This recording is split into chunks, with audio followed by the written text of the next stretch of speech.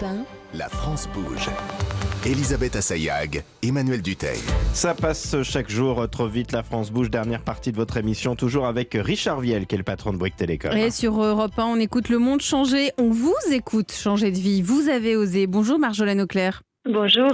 Vous avez 40 ans, vous étiez avocate avec un très joli cursus, un master à HEC, l'école d'avocat. Vous avez travaillé aussi bien dans des cabinets d'affaires que dans des entreprises, des startups. Et autour de 35 ans, vous avez pensé à autre chose, à une forme de reconversion. Et c'est là que vous étiez loin de l'astrologie. Et pourtant, tout est parti d'une simple annonce. Oui, absolument. En fait, j'ai fait une formation sur la reconversion qui s'appelle Switch Collective, que je recommande énormément, et qui m'incitait à tester des choses dans la vraie vie, plutôt que d'avoir, vous savez, ces métiers un peu fantasmes, être écrivain ou être... On rêve d'un truc et après, c'est compliqué dans la réalité. Exactement. Donc, j'ai voulu tester et j'ai répondu à plusieurs annonces de choses très différentes. Et une dernière annonce était être astrologue. Je cherche une astrologue avec une visée professionnelle. Et moi, je me dis, ça, je sais le faire. De l'astrologie, j'en fais depuis que j'ai 10 ans et demi. Ah, donc c'est une passion à la base ? Vous êtes déjà... C'est une passion à la base. Tous les collègues avocats qui me connaissent m'ont connu parler d'astrologie à toutes les pauses déj. J'avais déjà un cabinet d'astrologie en terminale avec les copains de mes parents. Donc, c'est quelque chose que j'ai toujours fait. Mais pour moi, ça n'était pas un vrai métier. Revenons dans les années 90. Astrologue, pour moi, c'est pas un vrai métier. Avocate, c'était un vrai métier. Et ça m'a très bien convenu pendant des années.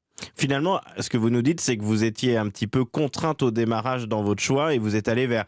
Alors avocate, on n'y va pas comme ça par une petite idée du coin de la tête. C'est un vrai cursus, c'est compliqué à obtenir, mais vous étiez refusé le fait de pouvoir faire de votre passion un métier. Absolument. Et je pense que ce qui manquait aussi dans le métier d'astrologue généraliste, c'est le côté un peu business que j'ai appris en étant avocate d'affaires, en rencontrant toutes sortes d'univers professionnels.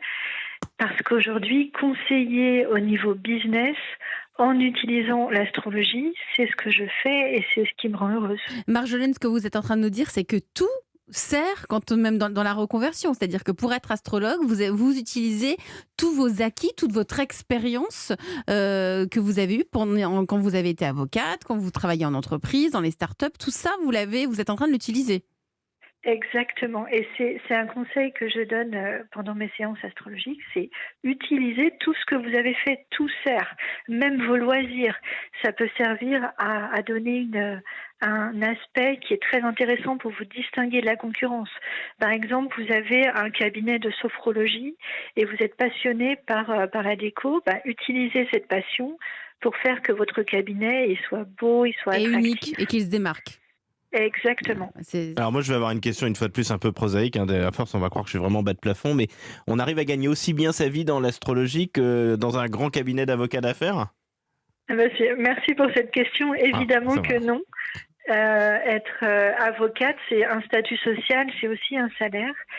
Être astrologue, je suis une astrologue depuis 2 ans, donc mon chiffre d'affaires grossit d'année en année avec l'expérience, avec le bouche à oreille, mais évidemment que je ne gagne pas la même chose. Vie et autant. Merci Marjolaine Auclair, vous étiez donc avocate, vous êtes devenue astrologue, vous avez osé changer de vie.